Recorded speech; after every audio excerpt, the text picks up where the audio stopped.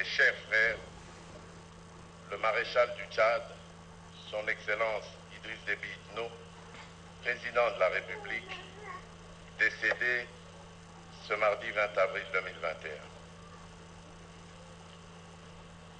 Je n'aurais jamais imaginé que lorsque je l'ai vu le vendredi dernier à Brazzaville, en marge de l'investiture du président de la République du Congo, son Excellence Denis Sassou Nguesso, c'était la dernière fois et que son au revoir était en réalité un adieu. Cette disparition tragique suscite autant l'indignation, l'incompréhension que l'émoi. En effet, il est inacceptable que cet acte ignoble ait pu ôter la vie au président Déby, menaçant ainsi la stabilité du Tchad, à laquelle mon pays, la République démocratique du Congo, tient particulièrement, à l'instar de l'Union africaine que j'ai l'honneur de représenter en cette triste circonstance. L'Afrique a eu, en la personne de son Excellence le président Déby, un défenseur de ses intérêts et de son impérieux besoin de pacification et de stabilité. Il m'importe de souligner ici mon admiration devant le vaillant combattant qu'aura été le maréchal du Tchad pour son pays et l'Afrique, pour laquelle il s'est considérablement investi. Cher peuple tchadien,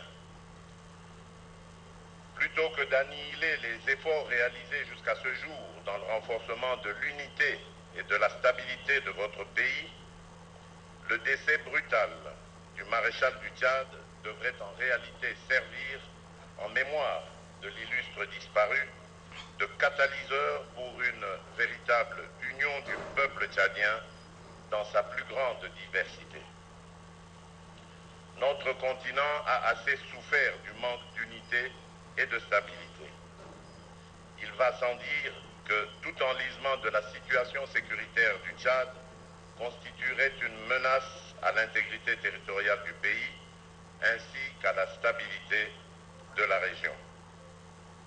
En effet, la réalisation d'un tel scénario nous conduirait inexorablement vers un énième échec dans la quête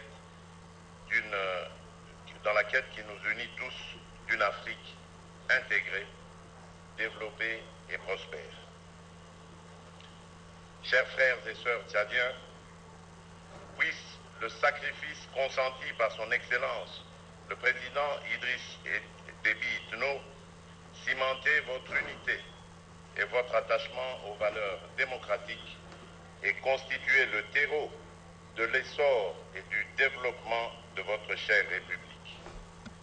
À ce titre, soyez assurés de l'accompagnement de l'Union africaine dans cette période de transition que nous souhaitons pacifique, inclusive et démocratique, conformément à la loi fondamentale de votre pays. À la famille Idriss Déby Itno, et particulièrement à vous, distinguée Première Dame, puisse le souvenir de sa dévotion et de son amour pour vous et pour votre pays constituer le socle de votre consolation. Cher maréchal, que la paix et la cohésion règnent dans votre cher pays et que votre âme repose en paix.